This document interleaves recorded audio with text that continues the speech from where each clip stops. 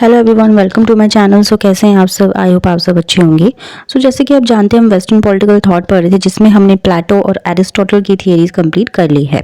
सो आज के वीडियो में हम बात करने वाले हैं मैकियावेली पर। उनकी हम लाइफ हिस्ट्री देखेंगे और हम आज ये जानने वाले हैं कि उन्हें अपने टाइम का चाइल्ड क्यों कहा जाता था।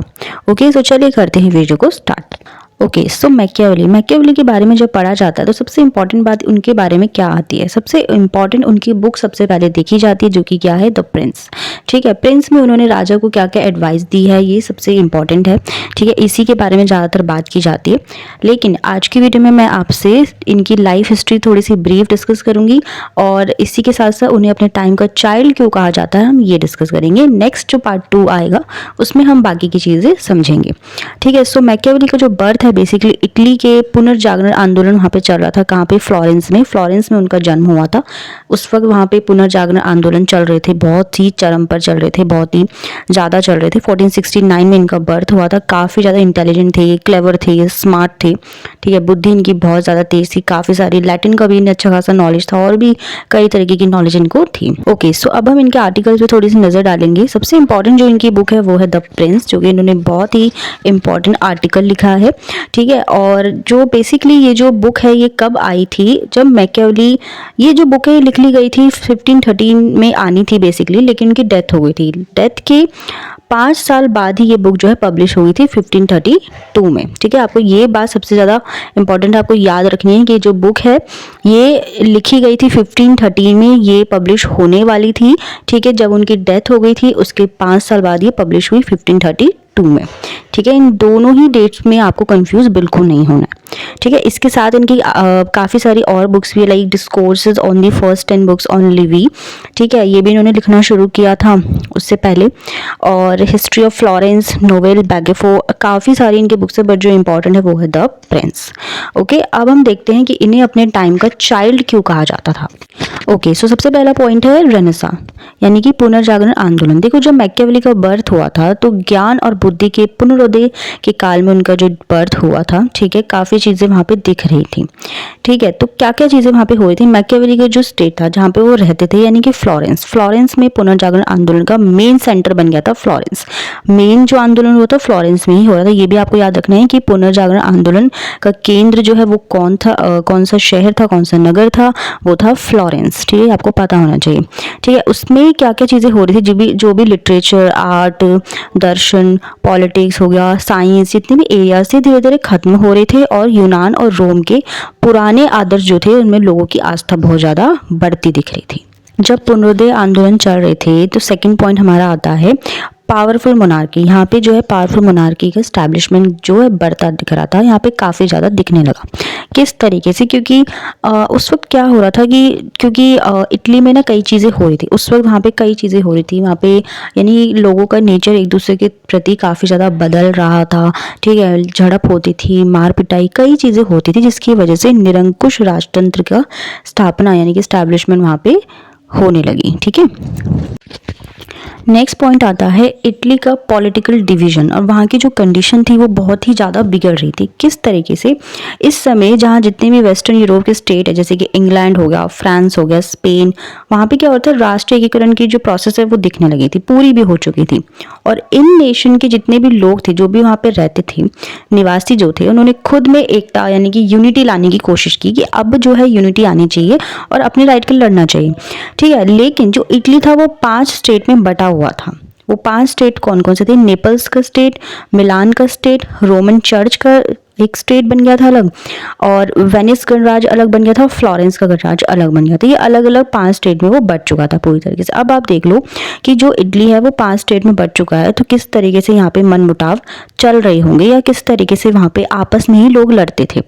ठीक है, तो आपस में ही बहुत ज़्यादा फूट वहाँ पे दिखने लगी। ठीक है, सिविल वॉर हो गई, जो जितने भी फॉरेन इंडिविजुअल्स थे वो आ रहे थे वहाँ पे, रूल कर रहे थे और उन्हें परेशान कर रहे थे, जिसकी वजह से पॉलिटिकल डिवीजन होना बहुत ही ज़्यादा नेचुरल था।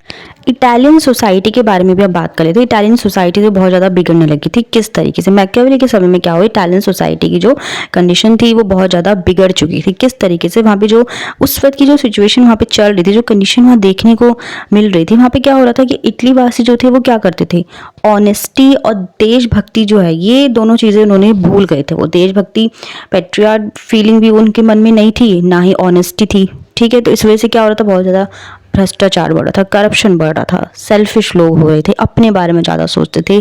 मतलब किसी का खून करने के लिए वो किसी से पैसे तक ले लिया करते थे, अपनों को भी मार दिया करते थे। सो मोरालिटी का तो अब कोई सवाल उठना ही नहीं था। ठीक है, जिस तरीके से वहाँ पे हालत चली थी, अब मैकियावेली ने क्या देखा कि ह्यूमन जो है यहाँ पे क्या करें, आपस में इतना ज़्यादा लड़ रहे हैं, यहाँ पे यूनिटी बिल्कुल नहीं है।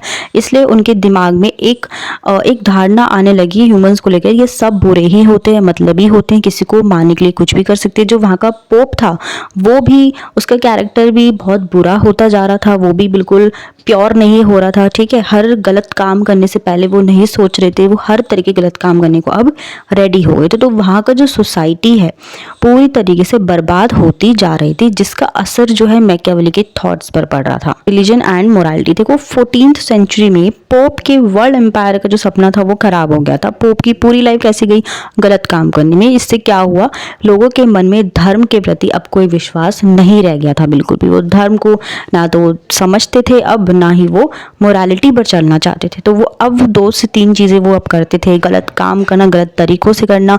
ठीक है, हर एक वो काम करना जो कि मोरालिटी के अगेंस्ट हो। ठीक है, पाप करना, इसी तरीके के काम वो अब करते थे। नेक्स्ट अब बात करते हैं ह्यूमन नेचर से जुड़े हुए उनके क्या धारणा थी, क्या सोचते थे वो। मैकियावेली ने अपने समय में इटली के जो रूलर थे, वहाँ के जो गवर्नमेंट ऑफिसर्स थे या बाकी जितने भी लोग थे, उनका जो व्यवहार था, उनका जो लाइफस्टाइल थी, जितना भी आचरण था उनका, वो कैसा था, भ्रष्ट था। बहुत ही ज़्यादा करप्ट वो लोग थे, जिसकी वजह से मैकियावेली के दिमाग में एक छाप वहाँ पे दिखने लगी कि ह्यूमंस जो है बुरे ही होते हैं। फिर चाहे वो कोई गवर्नमेंट ऑफिसर हो, फिर चाहे वो कोई कॉमन मैन हो, फिर चाहे वो किसी भी पोस्ट में हो, वो कैसा भी बंदा क्यों ना हो, वो गलत ही होगा। वो सिर्फ एक यानी कि लड़ाई झगड़ा और काम बर्बाद करना ही जानता है। ठीक है, और जो ह्यूमंस है वो किस तरीके जानवर के जैसे होते हैं, ये बस चालाकी चलना जानते हैं। और बिल्कुल एक मनुष्य में जो कहते हैं कि ह्यूमंस में किसी भी तरीके के एक भगवान वाले गुण तो कहीं भी नहीं दिखते। ज़्यादातर जब हम बात करते हैं मोरालिटी की, नैतिकता ह्यूमंस में कहीं नहीं दिखती है। अगर उनके जितने भी थॉट्स थे वो सिर्फ और सिर्फ इटली के समाज से ही आ रहे थे। इटली के समाज में जो जो चीज़ें चल रही थी उनके थॉट्स वैसे ही बनते चले गए, इसलिए उन्होंने अपने थॉट्स इस तरीके के दिए।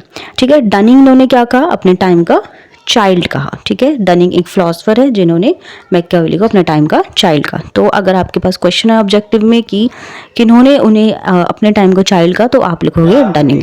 ओके, ऑलराइट फ्रेंड्स, आज की वीडियो को हम यहीं पर करते हैं एंड। सो आज की वीडियो हमने क्या देखा कि मैकियावेली को अपने टाइम का चाइल्ड क्यों कहा जाता था। ठीक है, और इनकी जो थ्योरी है, इनमें एक क्वेश्चन पूछ लिया जाता है कि इन्हें अपने टाइम का चाइल्ड क्यों कहा जाता है। तो कई बार स्टूडेंट्स क्या करते हैं कि इनके सोशल कॉन्ट्रैक्ट थ्योरी लिख कर आ जाते हैं। ठीक है, तो आपको ये गलती बिल्कुल नहीं करनी है। आपको ये पॉइंट्स लिखने हैं जो मैंने आपको आज बताए हैं। ये 6 से 7 पॉइंट है इसमें आपके। ठीक है, 5 से 6 है सॉरी। तो इन्हें आपको लिख लेना है, पॉइंट में ही लिख लेना है। ठीक है, इसके एक्स्ट्रा आपको नहीं जाना है बिल्कुल भी। राइट, नेक्स्ट वीडियो में हम मेन पॉलिटिकल आइडियाज़ इनके समझेंगे। तब तक के लिए अगर आपको ये वीडियो अच्छी लगी हो तो प्लीज़ लाइक कीजिए, शेयर कीजिए और मेरा चैनल सब्सक्राइब करना बिल्कुल ना भूले। मिलते हैं अपने नेक्स्ट वीडियो में। Till then bye bye, take care.